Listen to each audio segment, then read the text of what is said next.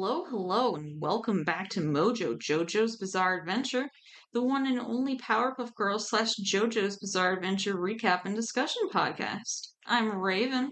And I'm Alison. Today we're going to be discussing the Powerpuff Girls Season 2 episodes Imaginary Fiend and Cootie Gras.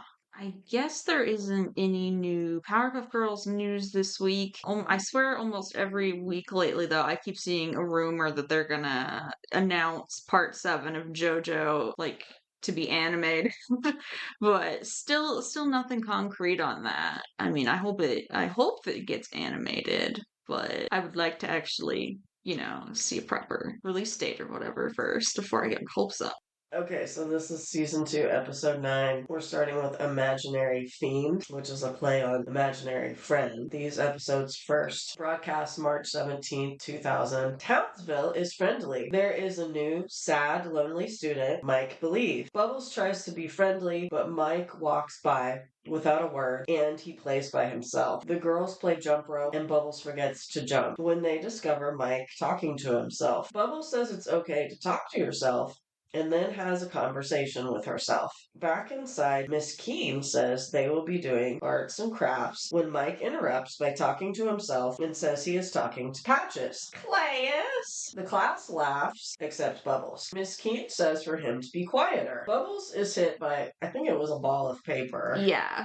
And she blames Mike. Then Mike is caught dipping a girl's pigtail in green paint, both of which he blames on Patches. Miss Keene calls Blossom and Mike up to spell the word cookie. He says he has trouble spelling and starts cookie with a K. Blossom's cookie is changed to dookie, and Mike is again blamed. When Miss Keene tries to sit to read them a story, her chair moves away and she falls, and the students laugh. She blames Mike even though he is way in the corner, and Bubbles says she saw it move by itself. Then writing appears on the chalkboard. Ha ha ha, you can't stop. The girls each try to attack the invisible Patches, but he is too quick. Blossom ends up in the kids' hats and coats and looks like a South Park character. Then he beats the crap out of them and taunts them with a message on the chalkboard. The girls realize they need a nice imaginary friend to combat the evil Patches. They come up with a white lady bunny in a pink and green dress, brown combat boots, a red bow, and glasses. Patches is a jester in a blue-gray outfit with blue patches and red elf shoes and accessories, and a gray beard. So the imaginary friend, she doesn't really have a name. She kicks and punches Patches, then blows him up huge like a balloon and lets him go, and he deflates and flies away. Bubbles doesn't want her to go, but she says she will be with her other imaginary friends. Mike apologizes, and Bubbles says it wasn't his fault, and they agree to be his friend because that's all he really wanted. The day is saved.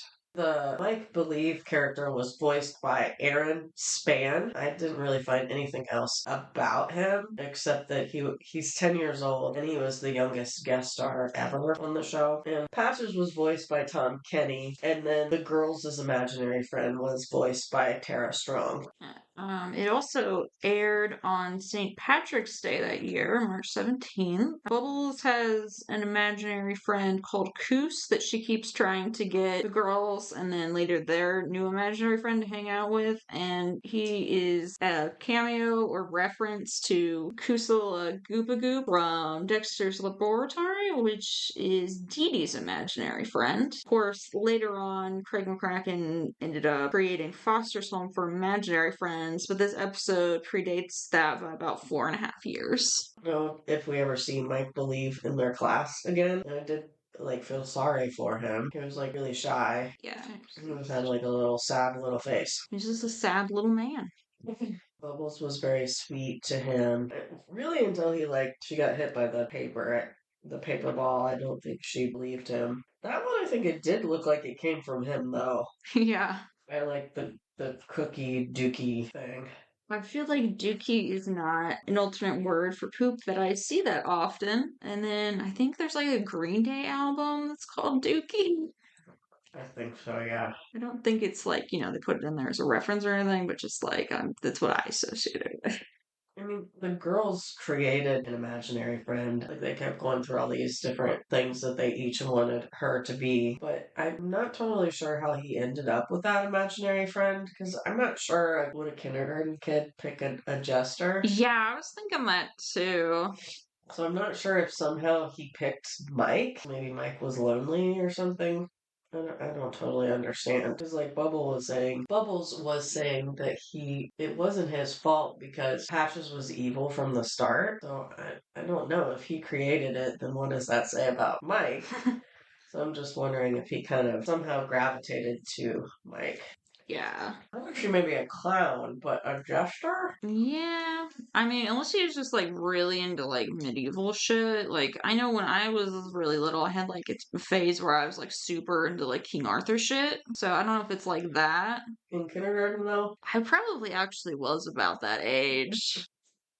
So our second episode is Cootie Gras, which is, of course, a pun on coup de grace. Love is in the air in Townsville. Everyone from animals to children seems to feel it. Everyone seems to be enjoying this lovey-dovey day until Harry Pitt decides to go around trying to kiss everyone. Bubbles is brushing Blossom's hair at the time. They don't notice Harry until they see the other kids running from him. Mitch Mitchelson explains that Harry has cooties and the girls are horrified despite not knowing what cooties are. MoJo Jojo observes this from his volcano lair and decides to buddy up to Harry. Meanwhile, at home, the girls hypothesize about what cooties could do to them. Blossom tells them just to go to bed and forget about the cooties, but all three have a nightmare about them. They dream that they get bumps on their skin that turn into little Harrys and burst free from their skin to attack them. They wake to the sound of the hotline as they dream that Harry was shaking them in a snow globe. The mayor explains that there's a bank robbery and the girls go to investigate, only to find MoJo brandishing Harry Pitt at them. He drools and makes kissy noises which scares the girls and causes them to flee. MoJo gloats about his victory and holds Harry up above his head like Simba at the beginning of The Lion King. The girls hide under the covers with a flashlight and try to figure out a way to defend themselves against cooties,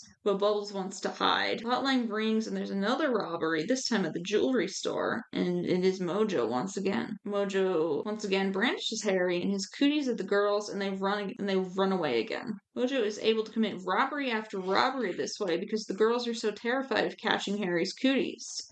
Again, they still don't know what cooties are. Two mafia guys go to rob a truck driver when the Powerpuff Girls show up. They're about to confront the mob when MoJo shows up with Harry. They run away and the mafia guys are impressed that MoJo was able to scare away the Powerpuff Girls. They say, forget about the other bosses, our allegiance is with you, and they start helping MoJo commit robberies. Eventually, MoJo has stolen enough goods to create MoJo's management, and at one point he's up there and there's little flags that say like the Mafia, I think. It's MoJo and Mafia. And so meanwhile, the girls are hiding at home and they're afraid to answer the hotline. MoJo shows up in the mayor's office making him an offer he can't refuse to let him take over the office of mayor so he can rule the world, and the mayor gets to be his little houseboy, as he put it. The mayor actually willingly agrees to this. The town is falling apart without the girls. The mayor is being held hostage by the mafia guys who force him to call the girls and ask them to open his pickle jar. Relieved that there's no major crime to fight, the girls arrive at City Hall, only to find MoJo in the mayor's chair. As they try to escape, MoJo opens up a trap door under them and they fall into a big-ass pit. MoJo then drops Harry into the pit with the girls and he starts chasing them around. They zoom all around to try to avoid him, but eventually Blossom falls and is cornered by Harry. He kisses her on the cheek and she freaks out, but nothing happens.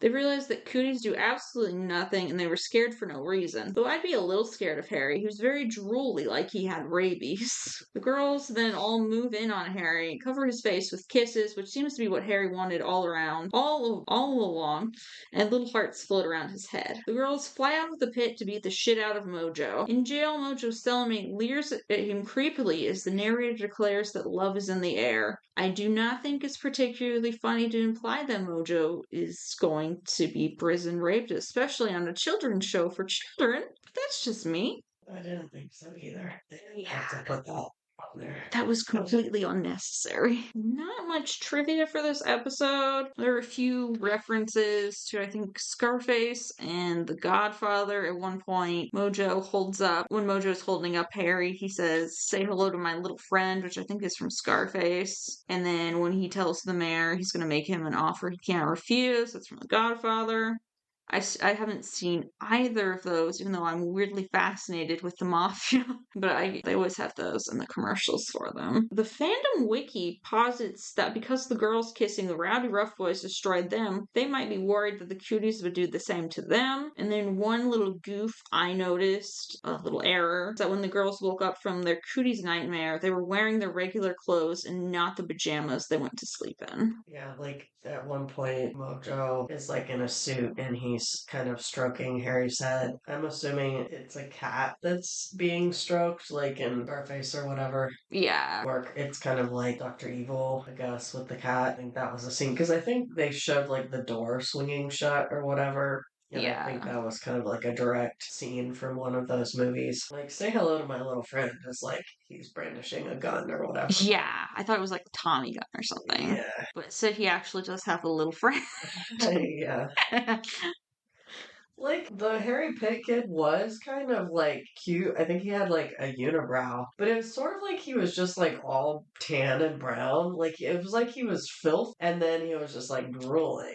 Yeah. But then it's like once Blossom realized that the kissing wouldn't actually give her cooties, I think they said something about him being a cutie, and then they went over Yeah. and kissed him. I'm like, okay. Yeah, because I mean, they didn't. I mean, I think if they actually knew what Cooties was supposed to be, they would think that was goofy as hell. Because they like, they were okay to like kiss the Rowdy Rough Boys to destroy them. So like, I really think that's same. what that was about. But Yeah, I mean, not that there's like much I mean, continuity. I don't really think kindergartners should be kissing each other in the first place. Nah. Well, kind of is done that a lot. Like, oh, do you have a girlfriend? Like, I kind of thought that was weird with like, because it's spring and love is in the air. With kindergartners, Maybe middle schoolers, but probably not kindergartners. maybe seen it a little bit in kindergarten, but most of us were not interested in that whatsoever. And if kids are, it's probably just from stuff that they've seen other people do. Oh, rightly not. I thought it was a funnier episode than I remembered, but it seemed like there was a bit of stuff like the mafia stuff that I completely blocked out for some reason, even though I thought that was pretty entertaining. Maybe it's just because I haven't seen the episode in a while. Yeah, I don't know if we've seen any sort of like mob stuff on there before. Yeah, So far, the closest thing we have is like a gang, which is like the Gang Green Gang, and they're not really like mafia level. They're just like some delinquents. I mean, I guess I think they probably would like to be in the mafia, or like that's what they do their copying, Yeah.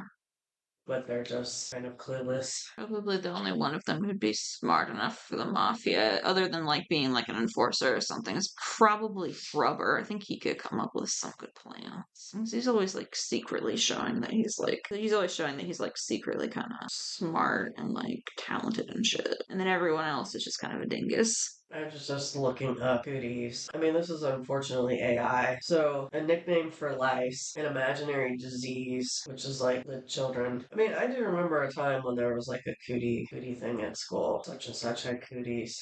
I don't know. And then there was a game, Yeah. Capture the Cooties, but I never believed in cooties, but I was always fascinated by the board game because you just like built little guys. yeah. I mean, I guess it was sort of like that boys had cooties or girls had cooties. Yeah. I don't know. Yeah. I'm just like, maybe it's just like, I mean, I didn't know that then yet, but maybe it's just like, I didn't, it's like, to me, I was like, there's like no difference here, and like, I'm buying stuff, so it's like, I just was like, these are other children, and that's all that mattered to me, was like, I could hang out with other kids, and I wasn't like, ew, he has cooties. I just think it's just like the boys girls thing. Yeah. Boys are gross, girls are gross, and then like I mean I don't know exactly where cootie came from, but like I just think that's what it's before people have like the crushes and stuff where they think boys are gross or girls are gross. There was like the cootie thing. I don't know. Like Mojo really had a thing going there with Harry. I'm not sure why he decided to like if he hadn't put the girls in the pit with Harry, that might have went on a whole lot longer. Yes. So he, caused his own downfall in that way. Yes, he had too much hubris and too much trust that the girls wouldn't be able to figure out that cooties are not real. They just like gone to the professor or something too. Probably would have been like, that's not a thing. Yeah, he is like, should be smart about it. Yeah, he's a It's scientist. He's a grown adult. It's kind of like the city was like, how come they're not? I mean, I guess when it came to MoJo, why they weren't showing up. And they just sort of seemed, I don't, was the professor even in this episode? It's just like they No. were largely alone. Yeah. So, like, if it had been on the news and stuff, like, where are the Powerpuff Girls? Why he didn't ask them what was going on either. Yeah. Maybe it was like another of those episodes, like in Pet Feud, where he's just been working in the lab all week, and so he just didn't notice because he's not out there, and they're just being like little latchkey kids. I guess it just seems problematic. Yeah, because they're in They should kindergarten. be better taken care of, Yeah. especially since they are like the protectors of the city, too. Yeah. I don't know that we saw Miss Bellum either. Mm-mm. It was like, what would she have thought about him being, was he the houseboy or something? Yeah, MoJo said he would be his little houseboy. I'm like, I don't have no idea what that means. It makes it sound like he's his pet or something. But he already has Harry kind of in that position. Yeah.